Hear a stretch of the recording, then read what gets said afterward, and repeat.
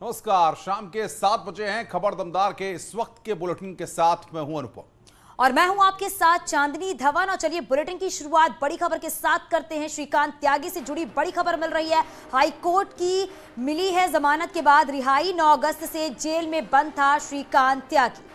तो बड़ी खबर लोकसल जेल से यहां पर श्रीकांत त्यागी की रिहाई हो गई है। इस वक्त की बड़ी खबर। शंकर आनंद बातचीत करने के लिए हमारे साथ जुड़ गए हैं। शंकर, जेल से श्रीकांत त्यागी बाहर आ गया है, क्या अपडेट मिल पा रहा है आपको? 9 अगस्त को श्रीकांत त्यागी गिरफ्तार हुआ था और गिरफ्तार होने के वक्त में उस पर कई संगीन धाराओं के तहत जब इस मामले की सुनवाई हो रही थी तो उसमें एक जो संगीन धारा था उसके तहत अभी तक वो गैंगस्टर एक्ट के तहत वो जेल में था।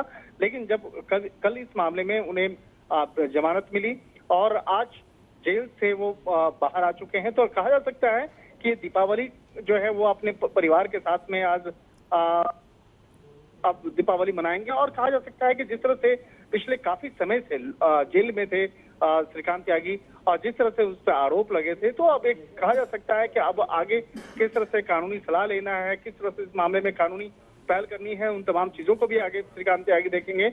लेकिन एक तरह से कहा जा सकता है श्रीकांत त्यागी के लिए एक काफी राहत भरी जो एक खबर जो है कल कोर्ट से आई और आज हालांकि यहाँ संभावना व्यक्त की जा रही थी कि 8 बजे तक वो जेल से बाहर आएंगे, लेकिन 8 बजे से पहले ही श्रीकांत त्यागी को जेल परिसर से छोड़ा गया है। उन तमाम जितनी भी औपचारिकताएं होती हैं कोर्ट के जेल के अंदर में, उन तमाम औपचारिकताओं को पूरा करने के बाद छोड़ दिया गया है। तो उनके घर पर उनकी पत्नी सहित उनके जो रिश्तेदार हैं वो इंतजार कर रहे हैं श्रीकांत त्यागी के पहुंचने का और काफी बेसब्री से इंतजार हो रहा है। शंकर, अगर बात करें तो श्रीकांत त्यागी कब तक अपने सोसाइटी में पहुंच जाएगा, क्योंकि जो उसके परिवारजन हैं वो भी इंतजार कर रहे हैं?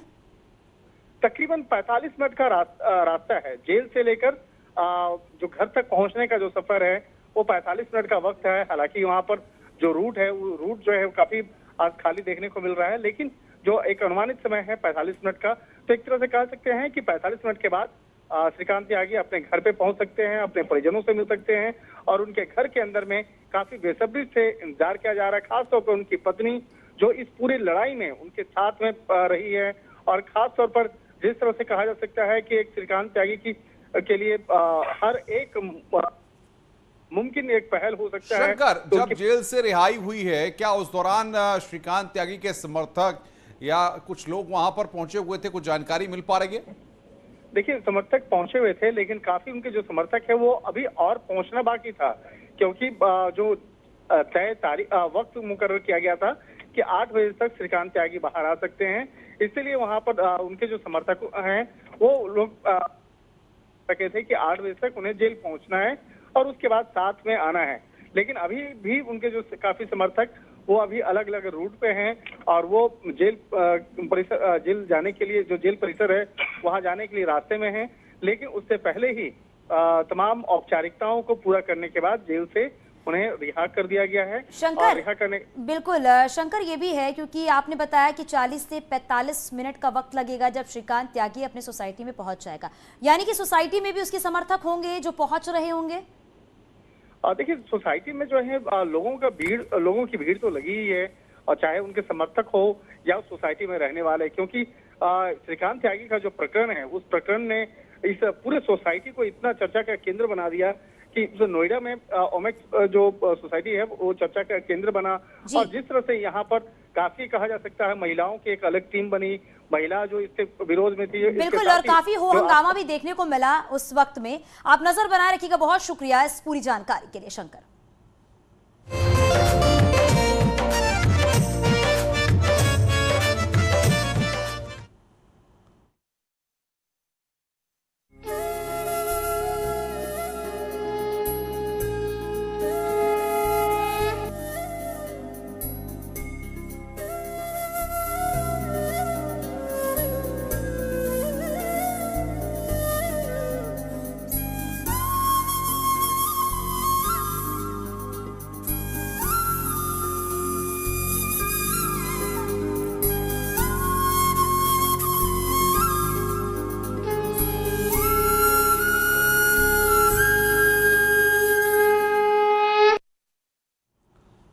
प्रधानमंत्री नरेंद्र मोदी का कल केदारनाथ बद्रीनाथ का दौरा है। प्रधानमंत्री मोदी का मिनट टू मिनट कार्यक्रम जारी कर दिया गया है।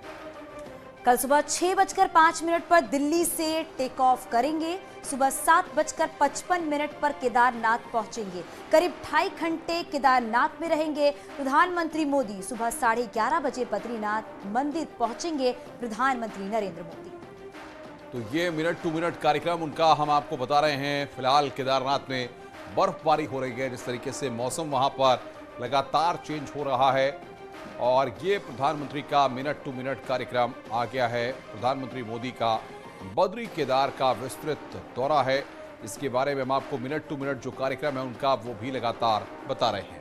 तो प्रधानमंत्री नरेंद्र मोदी कल केदारनाथ और बद्रीनाथ के दौरे पर रहेंगे। हालांकि इस बार का जो दौरा है उनका काफ़ी अहम माना जा रहा है और कई ऐसी बड़ी सौगात जो है वो प्रधानमंत्री नरेंद्र मोदी दे सकते हैं। रोपवे का भी उद्घाटन कर सकते हैं। हालांकि ये भी कहा जा रहा है कि प्रधानमंत्री नरेंद्र मोदी इस बार केदारनाथ तो जाएंगे, लेकिन उसके बाद जब वो बद्रीनाथ पहुंचेंगे तो ज़्यादा वक्त जो है वो बद्रीनाथ में बिताएंगे और रात्रि विश्राम जो है वो बद्रीनाथ में ही करेंगे। और इस बार बद्रीनाथ में कह सकते हैं कि विकास के लिहाज से जो निर्माण कार्य कराए जा रहे हैं उसका भी निरीक्षण करेंगे और एक बड़ी सौगात भी देंगे प्रधानमंत्री नरेंद्र मोदी।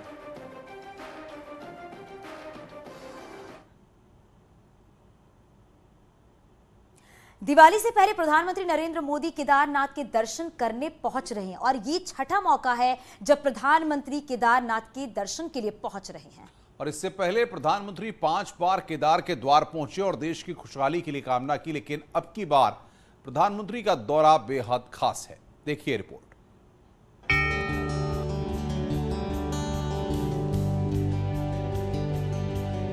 सज रहा है बाबा केदारनाथ का दरबार। भोले के नारे से गूंज रहा महादेव का धाम। इंतजार हो रहा है शिव भक्त मोदी का। जी हां, बाबा केदार के द्वार पधार रहे हैं प्रधानमंत्री मोदी। दौरे के मद्देनजर सुरक्षा के पुख्ता इंतजाम किए गए हैं। मंदिर को फूल मालाओं से सजाया गया है। इसके लिए ऋषिकेश से 15 क्विंटल फूल मंगवाए गए हैं। प्रधानमंत्री जी का 21 अक्टूबर को केदारनाथ धाम में आगमन प्रस्तावित है, जिसमें माननीय प्रधानमंत्री जो केदारनाथ धाम में दर्शन किए जाएंगे और उसके बाद जो उनके नेतृत्व में, उनकी प्रेरणा से जो यहाँ पे विभिन्न निर्माण कार्य चल रहे हैं उसका निरीक्षण किया जाएगा, जिसमें मंदाकिनी आस्था पथ, सरस्वती आस्था पथ आदि जगह जो कार्य चल रहे हैं उस पर वो निरीक्षण करेंगे। और साथ ही यहाँ पे जो हमारे कई जो श्रमिक काम कर रहे हैं आदि उनसे भी संवाद प्रस्तावित है। तो उसी के लिए हमारी सभी तैयारियां जोरों शोर से चल रही हैं और यहाँ पे तीर्थ पुरोहितों में, यहाँ पे सभी लोगों में बहुत उत्साह है, जिसके वो माननीय प्रधानमंत्री जी का स्वागत करने के लिए काफी उत्सुक है। दीपावली से 3 दिन पहले पीएम मोदी केदारनाथ धाम में होंगे। 21 अक्टूबर को वो शुभ मुहूर्त है जब प्रधानमंत्री बाबा का दीदार करेंगे और सौगातों की बौछार करेंगे। बाबा की नगरी में प्रधानमंत्री के आने का इंतजार हो रहा है। भोले के भक्त अभी पलके बिछाए हैं। खुद उत्तराखंड के मुख्यमंत्री हर तैयारियों का बारीकी से जायजा ले रहे हैं। अधिकारी से लेकर मंदिर के तमाम सेवक प्रधानमंत्री के आगमन की तैयारी में जुटा हुआ है। 2013 की जो आपदा आई उसने केदारनाथ जी के पूरा आसपास का पूरा क्षेत्र ध्वस्त कर दिया था, मगर मोदी जी एक देश के ऐसे प्रधानमंत्री हैं जिन्होंने 2013 से पहले भव्य मंदिर का विकास कर दिया। केदारनाथ पूरी केदारपुरी में भव्य विकास किया है और यात्रियों के लिए भी बहुत अच्छी सुविधाएं और बहुत अच्छी योजना ला रहे हैं कि जिससे गरीब से गरीब यात्री भगवान श्री केदारनाथ जी के दर्शन कर सके। प्रधानमंत्री का उत्तराखंड से आध्यात्मिक लगाव है। जब भी उन्हें समय मिलता है वो अपने आराध्य केदारनाथ के दर्शनों के लिए चले आते हैं। अब तक प्रधानमंत्री नरेंद्र मोदी 5 बार केदारनाथ धाम आ चुके हैं और 1 बार बद्रीनाथ आ चुके हैं। 21 अक्टूबर को केदारनाथ में उनका छठा दौरा होगा। साथ ही ये भी माना जा रहा है कि अपने इस दौरे में वो उत्तराखंड को कई नई सौगात दे सकते हैं। जब पहले हम टीवी पे देखा करते थे तो इतना डेवलपमेंट नहीं था। अभी हेलियोली से आए तो बहुत अच्छा लगा, लेकिन और लोगों के लिए अगर ये रोपवे बन जाए और थोड़ा अच्छा हो जाए तो और लोगों के लिए भी आने के लिए और अच्छा होगा। ये बहुत ही आई थिंक बहुत अच्छा इनिशिएटिव है, क्योंकि बहुत सारे लोग हैं जो इतना अफोर्ड नहीं कर सकते, तो एटलीस्ट उनके लिए ये चीज़ रीचेबल होगी, इंक्लूडिंग दी ओल्ड पीपल जो नहीं आ पाते उतने ईजिली, तो उनके लिए बहुत ही अच्छा है। और this place is like heaven, बहुत ही अच्छा लग रहा है यहाँ आके। बहुत अच्छा है। रोपवे का जो विचार है हमारे प्रधानमंत्री जी का, वो बहुत ही अच्छा है, क्योंकि बहुत से लोग ऐसे हैं जो नहीं कर पाते हैं, लोगों के कंधे पे चढ़ के उनको आना पड़ता है ऊपर, तो दोनों को ही परेशानी होती है, उनको भी डर लगा रहता है। और रोपवे अगर हो जाएगा तो बहुत लोग दर्शन करने के लिए आ सकते हैं, सभी लोग, मतलब जो नहीं कर सकते हैं वो भी रोपवे के सहारे आ सकते हैं। जो बूढ़े लोग हैं जो अफोर्ड नहीं कर सकते आपका हेलीकॉप्टर या फिर इतना वॉक नहीं कर सकते, उनके लिए बहुत अच्छा है। I am looking forward to it and definitely ropeway बनेगा तो that will be a new experience no to come and view जो भी रहता है वो बहुत अच्छा रहता है। दिवाली से पहले पीएम मोदी के दौरे की शुरुआत 21 अक्टूबर को केदारनाथ से होगी और उसी दिन वो बद्रीनाथ जाएंगे। 2013 की आपदा के बाद केदारनाथ की सूरत बदलने का काम पीएम मोदी के दिल के बेहद करीब है। इस बार वो दर्शन पूजन के अलावा वहाँ चल रहे कामों का जायजा भी लेंगे। उनके दौरे को लेकर तैयारियां जोरों पर है। गर्भ जगह से लेकर के मंदिर तक का बिल्कुल ठीक ठाक कर दिया गया है और प्रधानमंत्री के पूरे भव्य ढंग से स्वागत किया जा रहा है। यहाँ के स्थानीय तीर्थ पुरोहित लोग या स्थानीय लोग मोदी जी का भव्य स्वागत की तैयारी पे यहाँ पे उपस्थित हो रहे हैं। प्रधानमंत्री मोदी छठवीं बार आ रहे हैं केदारनाथ, तो किस तरह उनका स्वागत होगा और जब भी आते हैं आसपास परिसर वो घूमते हैं, मुआयना करते हैं, उनको क्या क्या दिखाया जाएगा यहाँ पर विकास कार्यों में? 2013 की जो आपदा आई उसने केदारनाथ जी के पूरा आसपास का पूरा क्षेत्र ध्वस्त कर दिया था, मगर मोदी जी एक देश के ऐसे प्रधानमंत्री हैं जिन्होंने 2013 से पहले भव्य मंदिर का विकास कर दिया। केदारनाथ पूरी केदारपुरी में भव्य विकास किया है। पीएम बनने के बाद मोदी नियमित अंतराल पर केदारनाथ का दौरा करते रहे हैं। वो बाबा केदार के दर्शन कर देश की खुशहाली की कामना करते हैं। मई 2017 में जो केदार आने का सिलसिला शुरू हुआ वो चल पड़ा और एक के बाद एक अब तक 5 बार बाबा केदार के द्वार आ चुके हैं। लेकिन इस बार का दौरा कई मायनों में खास है, क्योंकि मोदी इस बार की दिवाली सेना के जवानों के साथ मनाएंगे।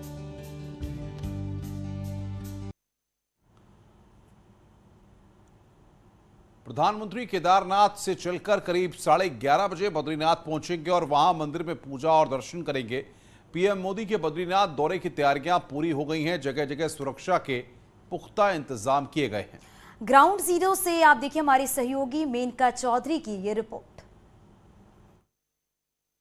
पैदल इसी रास्ते से प्रधानमंत्री बद्रीनाथ धाम मंदिर तक आएंगे। इस पूरे रास्ते को सजाया जा रहा है। कल 1-2 दुकानें भी खुली रहेंगी ऐसा कहा जा रहा है। देखिए बर्फबारी भी हो रही है, पहाड़ों पर तेज बर्फबारी हो रही है, यहाँ थोड़े थोड़े बर्फ आ रहे हैं, लेकिन इन सब के बीच तैयारियां और चहल पहल आप मेरे पीछे भी देख पा रहे हैं। पुलिसकर्मी जो लोकल पुलिसकर्मी हैं वो पूरी तैयारी कर रहे हैं, जायजा ले रहे हैं। इस बार केदारनाथ से भी ज्यादा का वक्त प्रधानमंत्री बद्रीनाथ धाम में बिताने वाले हैं, बद्रीनाथ में बिताने वाले हैं। और ऐसा इसलिए भी है कि यहाँ के लोग कह रहे हैं कि अब लगता है कि प्रधानमंत्री के फोकस पर बद्रीनाथ धाम और इस पूरे एरिया का कायाकल्प ज्यादा है।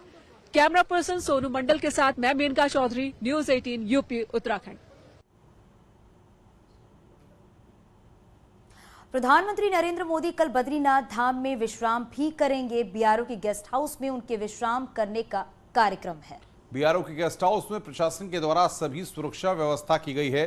गेस्ट हाउस के बाहर उत्तराखंड पुलिस के जवान तैनात कर दिए गए हैं। जनसभा को संबोधित करने के बाद प्रधानमंत्री नरेंद्र मोदी दोपहर के बाद बीआरओ गेस्ट हाउस पहुंच जाएंगे। और बताया यह जा रहा है कि यही बीआरओ और आईटीबीपी के जवानों के साथ प्रधानमंत्री दीपावली से पहले दीपावली मना सकते हैं।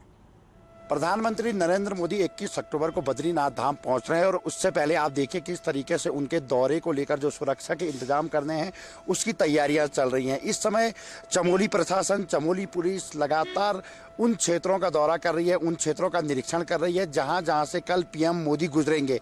और ये सामने आप देख रहे हैं गरीब का जो गेस्ट हाउस है, वहां पे कल रात को प्रधानमंत्री रुकेंगे, विश्राम करेंगे और यहीं पर हो सकता है कि वे जो बीआरओ के जो जवान हैं, जो सेना के जो जवान हैं, जो आईटीबीपी के जवान हैं, उनके साथ भी मुलाकात करेंगे। तो फिलहाल बताया ये जा रहा है प्रशासन के द्वारा कि बीआरओ के गेस्ट हाउस में कल रात को प्रधानमंत्री रुकेंगे और वहाँ पे सुरक्षा के व्यापक इंतजाम किए गए हैं। पुलिस के अतिरिक्त जवान तैनात किए गए हैं। किसी को भी बद्रीनाथ धाम में अब इधर से उधर जाने की परमिशन नहीं दी जा रही है, क्योंकि प्रधानमंत्री का दौरा है, सुरक्षा के लिहाज से भी बहुत महत्वपूर्ण है।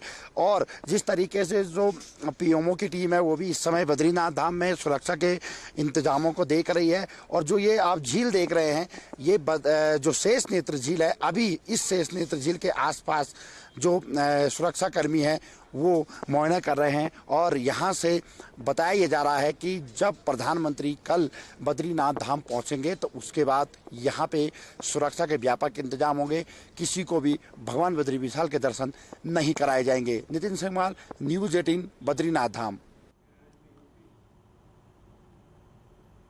केदारनाथ धाम में साक्षात महादेव विराजमान है, इसलिए यहाँ की मान्यताएं भी कई हैं। लेकिन केदार मंदिर के पीछे की एक तस्वीर दिखाते हैं जहां पत्थरों से मन्नतें पूरी होती हैं। आप ये रिपोर्ट देखिए। केदारनाथ मंदिर में अगर पिछले हिस्से में आप आगे की तरफ आए तो दरअसल परिसर के ही इर्द गिर्द जो है ना वो बहुत सारी विचित्र बातें और मान्यताएं देखने को मिलती हैं। तो मंदिर के पिछले हिस्से में हम ऊपर की तरफ आए हैं और मैं चाहूंगी कि मेरे सीधे हाथ पर दिखाएं। देखिए, एक महिला है, पत्थर के ऊपर पत्थर रखती हुई नजर आ रही हैं और ये ऐसी अकेली नहीं है, बहुत सारे लोग यहाँ पर आते हैं। कुछ लोग फोटोग्राफी करते हैं। उधर दिखाइए कि ये दरअसल इतने सारे जो पत्थर हैं, मतलब इसको अगर मैं कहने लगूं कि क्या आप समझ रहे हैं ये कोई रॉक गार्डन है, तो ऐसा नहीं है। लेकिन ये जो एक के ऊपर रखे हुए पत्थर है ना, ये अचानक ही आपका ध्यान खींचते हैं। मेरा भी ध्यान इन्होंने ऐसे ही खींचा, तो मैंने सोचा कि ये क्या है, ये प्राकृतिक तो नहीं है, ये ह्यूमन मेड है। तो हमने कुछ देर इंतजार किया, उसके बाद हमने देखा एक महिला यहाँ पर आ रही है। देखिए, पत्थर पर पत्थर रख रही है। आइए जानते हैं इनसे कि क्या राज है, क्या कहानी है, क्या कर रही हैं आप? अच्छा है। हाँ। इसको बहुत अच्छा लगता है, सुना है इसके साथ घर बनाने से घर अच्छा रहता है, इसलिए हम बना रही है। तो ये आप घर बना रही हैं? हाँ। बैठिए बैठिए बैठिए बैठिए। क्या मान्यता सुनी आपने इसके बारे में कि पत्थर के ऊपर पत्थर रख के ये आपने घर बना दिया? हाँ। तो अब क्या होगा? घर अच्छा सा रहता है, इसलिए हमने बनाया। कुछ लोग कहते हैं कि हमारे पास घर नहीं है तो ऐसा करने से हमको घर मिलेगा, जल्दी हमारा कोई अच्छा बसेरा होगा।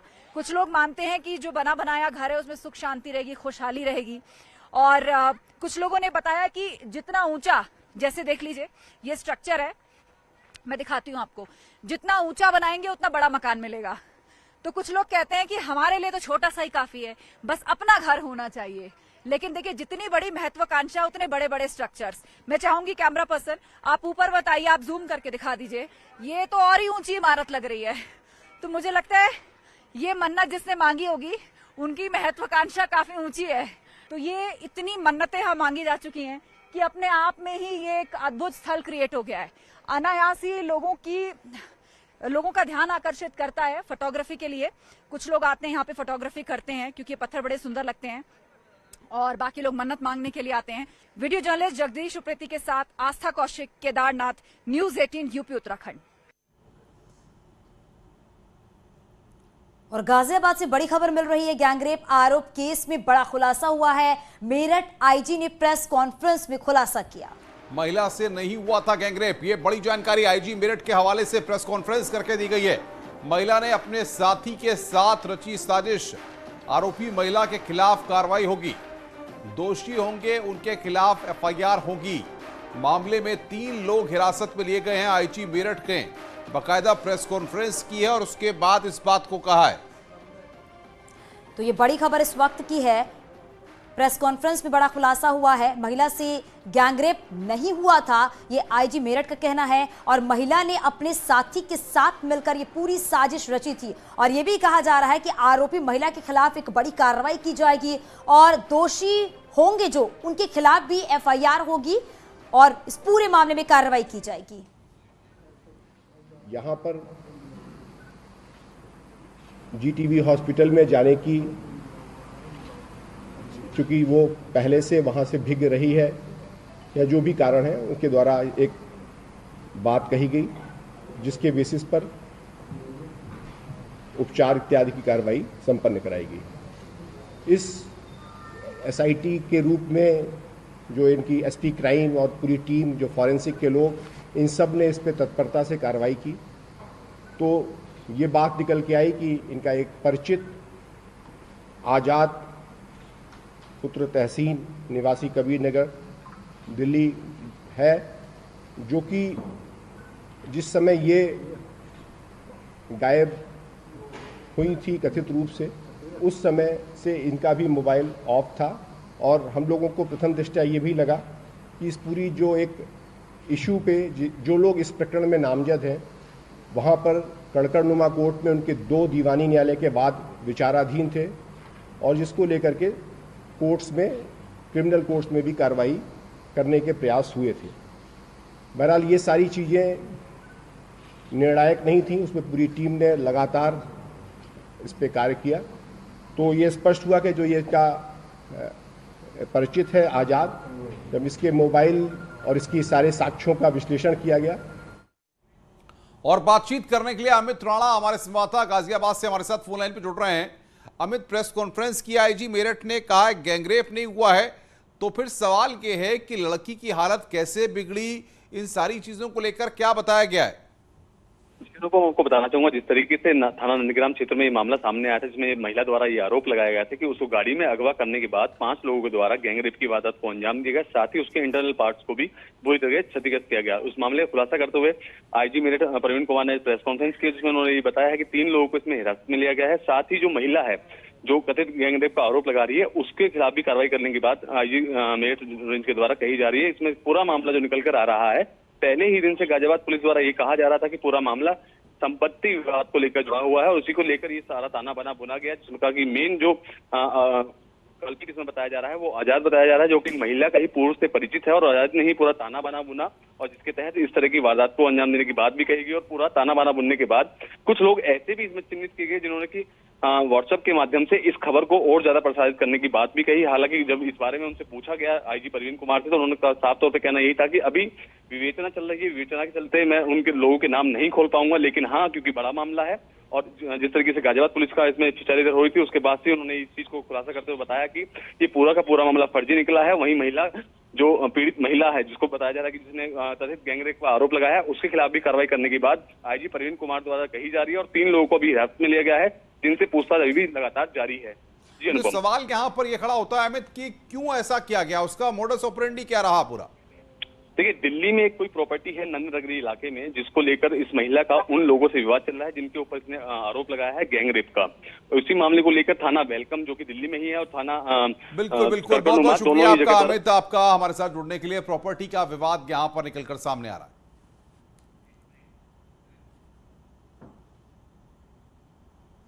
और यहाँ रुकिए एक छोटे से ब्रेक के लिए, जल्द हाजिर होते हैं। आप देख रहे हैं